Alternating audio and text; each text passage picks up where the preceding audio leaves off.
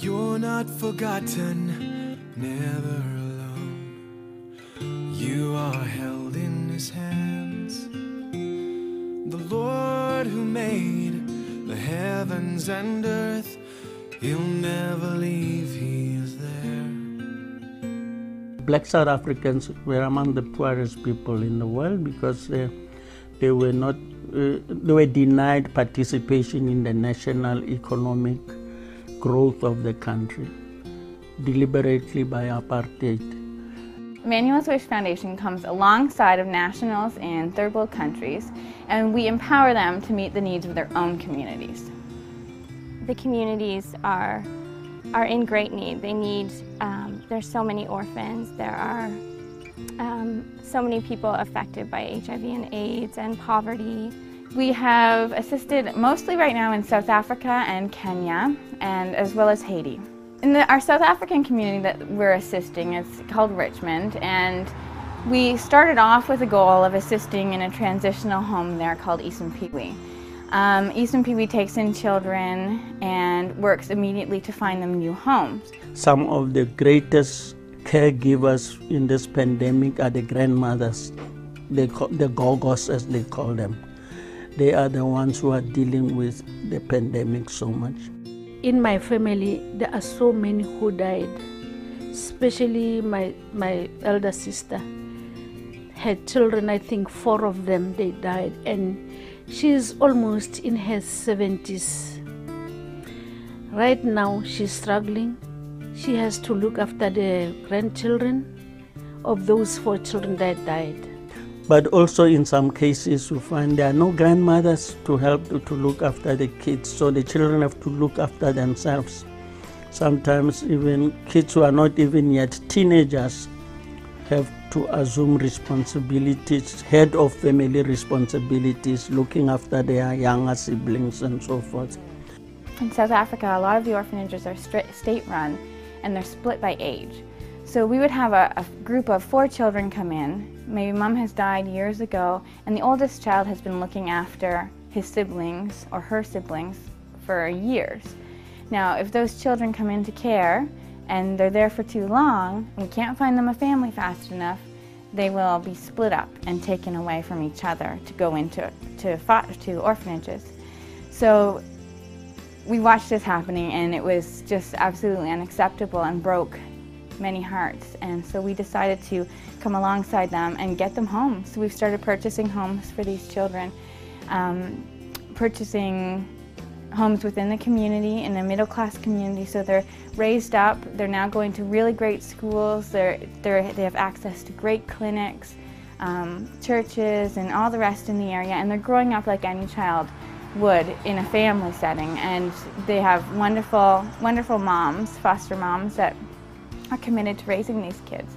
So it's really exciting. These kids are going to university, they're going to college in South Africa, and they are going to be the next leaders of South Africa. There is a need for strong public education so people can become aware of the impact of the pandemic on the community and ways to deal with it. We started off small and have branched out and out and out. And it's going to continue then to HIV/AIDS training and job creation and all sorts of really awesome goals. There's going to be a big gap, a generational gap, because certain age groups of people are being affected by the disease, and many of them are dying very rapidly. So as what is happening now is that South Africa is becoming a nation of orphans, which is very important for organizations like Emmanuel's Wish Foundation. The work that they are doing is so important because it is responding to this gap, this generational gap. We are supporting a crisis pregnancy center there as well.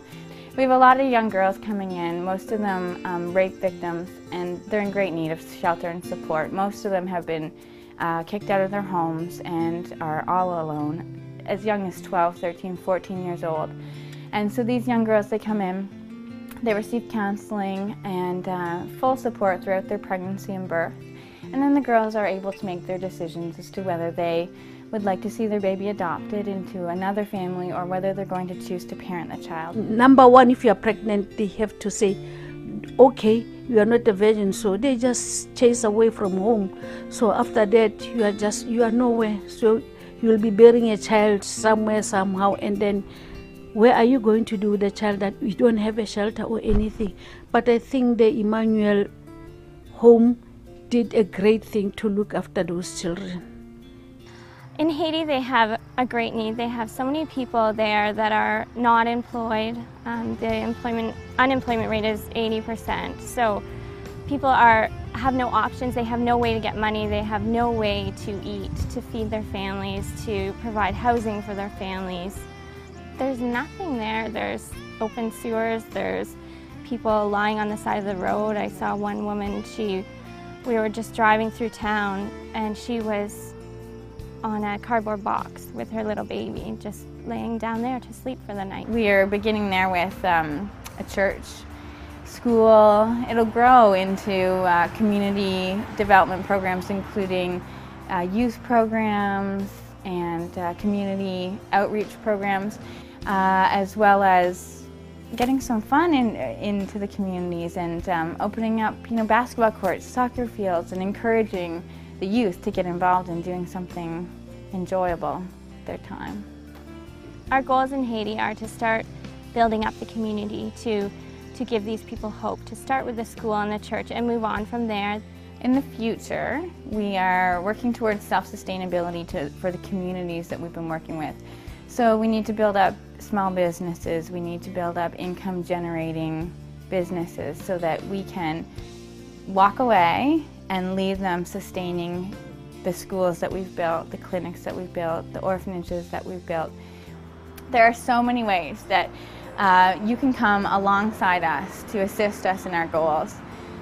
We are looking for funds for the running costs of our homes. We are looking for corporate donations. We are looking for people who will come alongside us and say, yeah, I believe in what you're doing, and I would love to help out with that.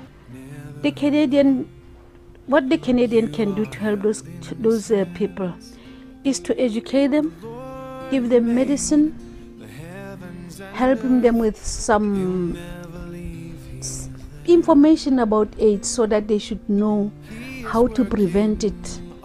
Our board of directors is very committed and has taken on the administrative costs. So your dollars can go that much further to help a needy child or adult in a third world country. It's such a destitute situation. Anything that can help a person who is destitute, just like some clothing to wear, something to eat, a book to read, a lesson on how to read, things like those. These are very broad needs that the community needs. We're doing this because we're called. We were called by God to serve people, to help people in need that aren't otherwise being helped, that are being overlooked. What impresses me most about the work of the Emmanuel Wish Foundation is its educational value, that it is teaching, not only teaching people around the world, not only in South Africa, about the pandemic and how it is affecting other people. Emmanuel's Wish has started with a vision and started with just a small partnership in South Africa and really grown from there. And we've committed to a lot of projects and seen them through. We've committed to the building of an orphanage, a transitional home. We've committed to building a school. We've built a clinic. We've outfitted the clinic. We've sent a lot of volunteers over to help within the homes. Emmanuel's Wish has done a lot that way, and we've come a really long way. In the last 8 or so years, I have traveled to a lot of places and seen a lot of programs and a lot of things happening, and there are a lot of people out there doing a lot of really amazing things. But I really want to get across how incredible Emmanuel's Wish is.